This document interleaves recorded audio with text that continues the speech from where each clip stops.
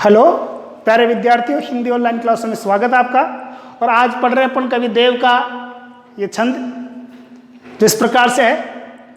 पायनी नुपुर मंजु बजे कटकिंग कणकी दुनकी मधुराई, सांवरे अंग लसे पटपी तेहे हुलसे बनमाल सुहाई, माथे किरीट बड़े दृक चंचल मंद हसी मुख चंद जुनाई, जय जग मंदिर दीपक सुंदर श्री ब्रजदुल्ला देव सहाई। इस प्रकार से ये पद्यांश है जो बहुत ही अच्छा है। और इस पद्यांश में कवि ने भगवान श्री कृष्ण के राजसी वैभव का वर्णन किया है।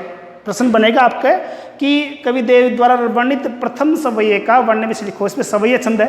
कौन सा छंद है? सवैया छंद है, ये छंद है इसमें। तो प्रथम सवैये का वर्ण विषय लिखो। वर्ण विषय का मतलब क्या है कि उसमें क्या वर्णन किया गया है, ये बताना अपने को।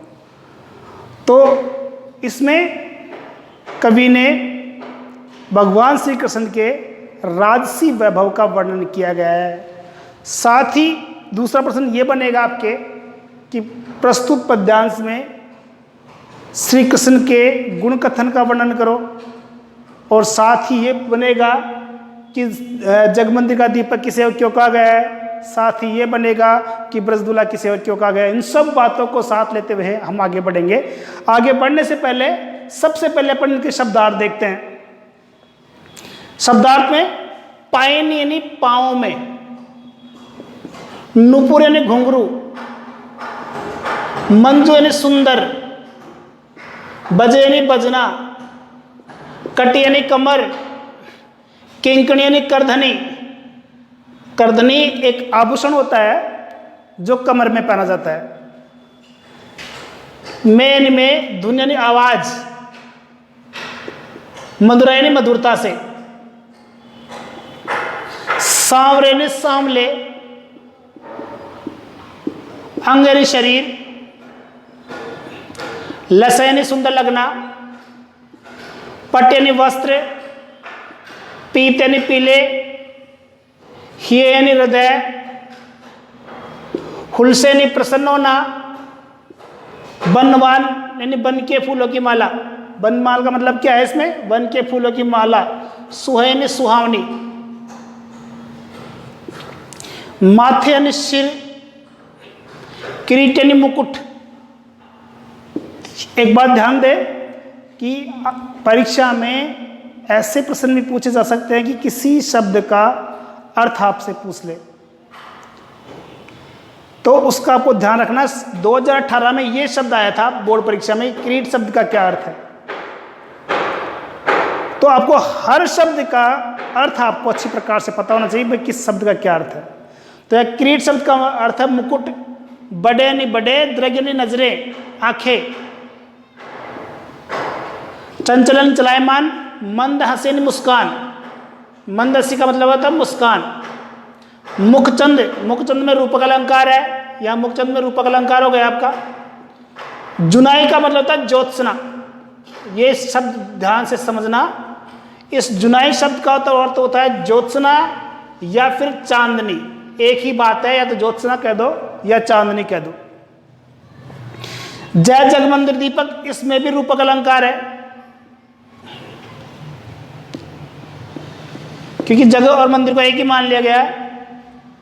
दीपक, दीपक सुंदर सुंदर, ब्रज दूल्हा यानी ब्रज गांव का दूल्हा। देव कवि का नाम है, सहाय यानी सहायता करना।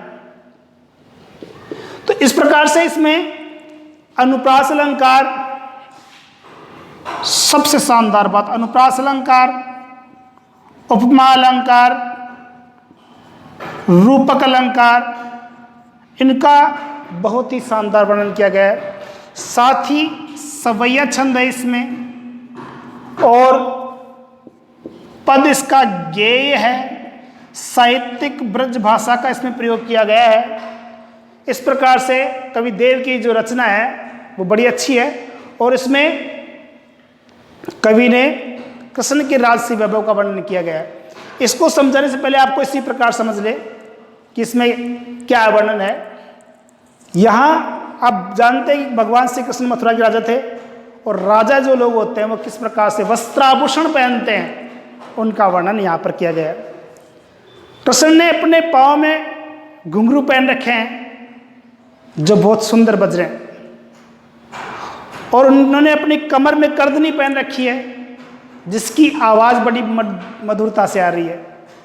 अब जब चलेंगे घुंघरू बजेंगे, कर्दनी बजेगी, तो दोनों की आवाज जो है घुंघरू की और कर्दनी की वो बड़ी मनमोहक आ रही है।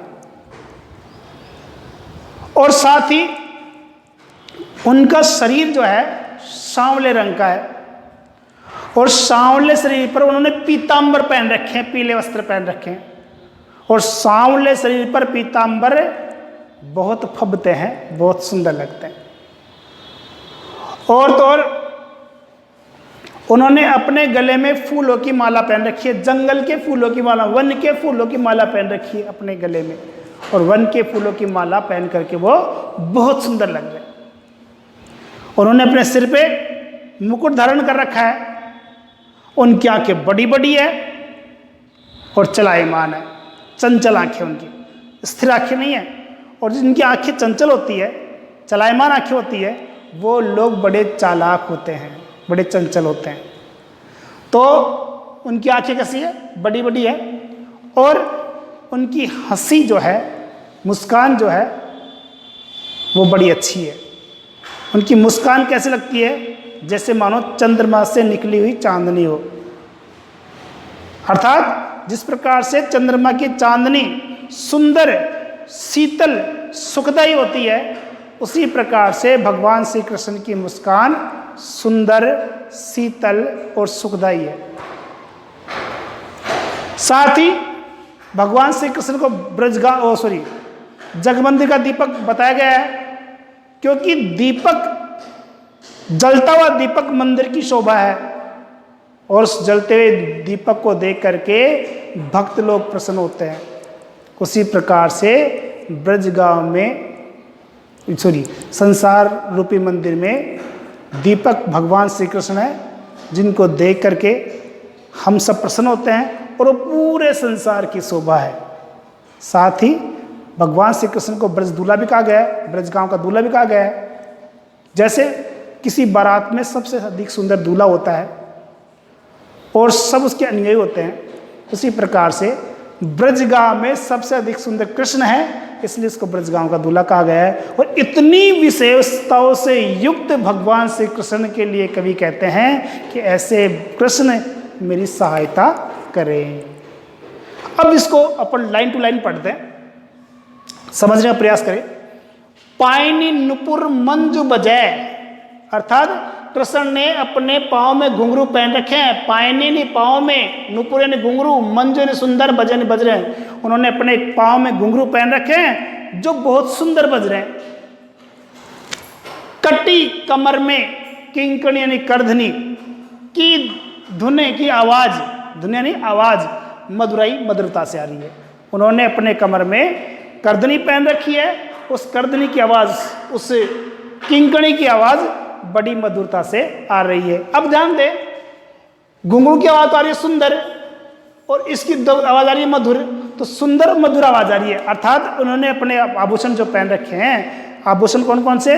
पाँव में तो घुंघरू पहन रखे हैं और कमर में कर्दनी पहन रखी है, और उन दोनों की जो आवाज है बड़ी शोभनीय, बड़ी मधुर, बड़ी सुंदर आवाज आ रही है। तो भगवान श्री कृष्ण ने पाँव में घुंघरू पहन रखे हैं जो बहुत मंजू बज रहे, सुंदर बज रहे हैं। कटी किंकणी यानी कमर में, देखो कटी किंकणी यानी अनुप्रास अलंकार है, कटी किंकणी यानी कमर में कर्दनी पहन रखी है जिसकी आवाज बड़ी मधुरता से आ रही है। पायनी नुपुर मंजू बजे, कृष्ण ने अपने पाँव में घुंघरू पहन रखे हैं जिनकी आवाज बड़ी मधुरता से आ रही है। कटी किंकण में धुन की मधुराई, और उन्होंने अपने कमर में कर्दनी पहन रखी है जिसकी आवाज बड़ी मधुरता से आ रही है। तो इस प्रकार से ये आभूषण पहन रखे हैं। आभूषण के बाद में वस्त्र देखें, सांवरे अंग, भगवान का जो शरीर है वो सांवले रंग का है। लसय उस पर सुंदर लग रहे हैं। पत पट पीत पीले वस्त्र, कृष्ण के सांवले शरीर पर पीतांबर पीले वस्त्र बड़े शोभनीय, बड़े सुंदर लग रहे हैं। सांवरे अंग, कृष्ण के सांवले शरीर पर, लसय सुंदर लग रहे हैं। पट पीत पीले वस्त्र, भगवान श्री कृष्ण के शरीर, सांवले शरीर पर पीतांबर सुंदर लग रहे हैं। अब आपको एक बात बता दें कि सांवला यानी काला रंग और पीला रंग मिलकर के हरा रंग बनता है, उनको मिलाने पर हरा रंग बनता है। तो जब ये सांवला शरीर है, पीतांबर पहन रखे हैं, तो एक अलग ही हरितिमा, एक अलग ही रंग, एक अलग ही सुंदरता, एक अलग ही आभा, उनकी चमक जो है हमें दिखाई देती है, जो बहुत सुंदर लगते हैं। तो सांवरे अंग लसे पटपित हिये हृदय फूल से प्रसन्न होते हैं। कैसे प्रसन्न होते हैं? वन माल सुहाई, वन के फूलों की माला। ध्यान इसको ऐसे पढ़ेंगे अपन, वन माल सुहाई, उन्होंने अपने गले में वन के फूलों की माला पहन रखी है, जो सुहाई बहुत सुंदर लग रही है, और उसको पहन करके वो हिये फूल से मन में बहुत प्रसन्न हो रहे हैं। उन्होंने अपने गले में वन के सुंदर पुष्पों की माला अपने गले में धारण कर रखी है, जिसको पहन करके वो बहुत सुंदर हो रहे हैं। वन माल, वन के फूलों की माला सुहाई, सुहावनी लग रही है, और फिर क्या हो रहा है? हिये फूल से, और अपने मन में बहुत प्रसन्न हो रहे हैं उसको देख करके, उस माला को पहन करके। माथे किरीट, उन्होंने अपने सिर पर मुकुट धारण कर रखा है। माथे सिर किरीट यानी मुकुट, उन्होंने अपने सिर पे मुकुट धारण कर रखा है। बड़े दृढ़, उनकी आंखें बड़ी बड़ी है। चंचल और चलायमान है, उनकी आंखें कैसी है? बड़ी बड़ी है और चलायमान है। और आंखें जो बड़ी होती है वो सुंदर लगती है, छोटी आंखें सुंदर नहीं लगती, बड़ी आंखें सुंदर लगती है। तो माथे किरीट बड़े दृढ़ चंचल, उनकी, उन्होंने अपने सिर पर मुकुट धारण कर रखा है, और उनकी आंखें बड़ी बड़ी और चंचल है। मंद हंसी, मंद हंसी का मतलब मुस्कान। हंसी तीन प्रकार की हुआ करती है, एक होती है अट्टहास, एक होती है हंसी, एक होती है मुस्कान। मुस्कान में दांत नहीं दिखते, ये मुस्कान हुई। हंसी में दांत दिखते हैं, हा हा हा हा। और अट्टहास में जोर लगा करके राक्षसी प्रवृत्ति होते, जैसे रावण हंसता था, हा हा हा हा हा, यह अट्टहास होती है। तो उनकी हंसी जो है, मुस्कान जो है, बड़ी अच्छी है। वो कैसी है? मुख चंद्र जुनाया रूप उपमा अलंकार है, क्योंकि उनकी हंसी को चंद्रमा की चांदनी की उपमा दी गई है। ध्यान दे, इस लाइन में दोनों अलंकार है, उपमा अलंकार भी है और रूपक अलंकार भी है, क्योंकि मुख और चंद्र को एक ही मान ले, इसलिए रूपक अलंकार है, और पूरी पंक्ति में उपमा अलंकार है। तो मंद हंसी, उनकी जो मंद मंद हंसी है, मुख चंद जुनाई, ध्यान दे, मुख रूपी चंद्रमा से निकली जुनाई यानी ज्योत्सना चांदनी के समान है। उनकी जो हंसी कैसी है? उनके मुख रूपी, ध्यान दे, उनके मुख रूपी चंद्रमा से निकली हुई चांदनी के समान सुंदर है। ध्यान दे, चंद्रमा से क्या निकली? चांदनी। मुख से क्या निकली? मुस्कान। अब कवि ने क्या किया है? मुख को और चंद्रमा को तो एक मान लिया, जब इनको एक मान लिया तो मुस्कान और चांदनी भी एक ही होगी, इसी कारण से इसमें रूपक अलंकार है। तो देखे, मंद हंसी, उनकी जो मुस्कान है, मुख चंद जुनाई ही, अर्थात चंद्रमा के समान मुख से निकली हुई चांदनी के समान है। ध्यान दे, मुख चंद जुनाई ज्योत्सना। जय जग मंदिर दीपक सुंदर, जय जग मंदिर, जय जिस प्रकार से जग मंदिर दीपक, भगवान श्री कृष्ण संसार रूपी मंदिर के दीपक है। जग यानी संसार, मंदिर यानी मंदिर, रूपक अलंकार है दोनों में, क्योंकि जग और मंदिर को एक ही मान लिया गया, इसलिए रूपक अलंकार है। जय जग मंदिर दीपक, उनका जो भगवान श्री कृष्ण है वो संसार रूपी मंदिर के दीपक है। क्यों है? जिस प्रकार से मंदिर में जलता हुआ दीपक मंदिर की शोभा बढ़ाता है और उसको देख करके भक्त लोग प्रसन्न होते हैं, उसी प्रकार से पूरे संसार में भगवान श्री कृष्ण शोभायमान है और उनको देख करके हम सब भक्त लोग बड़े प्रसन्न होते हैं, इसीलिए उनको जग मंदिर का दीपक कहा गया है। जय जग मंदिर दीपक सुंदर, भगवान श्री कृष्ण कैसे हैं? जग मंदिर के दीपक है, रूपक अलंकार है। श्री ब्रज दूल्हे देव सवाई, और फिर दूसरा श्री ब्रज दूल्हे, और भगवान श्री कृष्ण ब्रज गांव के दूल्हे हैं। ब्रज दूल्हा है, ब्रज गांव का दूल्हा। ब्रज गांव का दूल्हा क्यों कहा गया उनको? क्योंकि वो जिस प्रकार से बारात में सबसे अधिक सुंदर दूल्हा होता है, उसी प्रकार से ब्रज गांव में सबसे अधिक सुंदर कृष्ण है, इसलिए कवि ने उनको ब्रज गांव का दूल्हा कहा है। देव सहाई, कवि देव कहते हैं ऐसे भगवान श्री कृष्ण मेरी सहायता करें, ऐसे कृष्ण जो है मेरी सहायता करें। तो इस प्रकार से सवया छंद पद गेय ब्रज भाषा का सुंदर प्रयोग किया गया है और साथ ही भगवान श्री कृष्ण के राजसी वैभव का वर्णन किया गया है। अनुप्रास उपमा और रूपक अलंकारों का शानदार उदाहरण यहाँ पर है। इसी के साथ ये पैराग्राफ कंप्लीट होता है।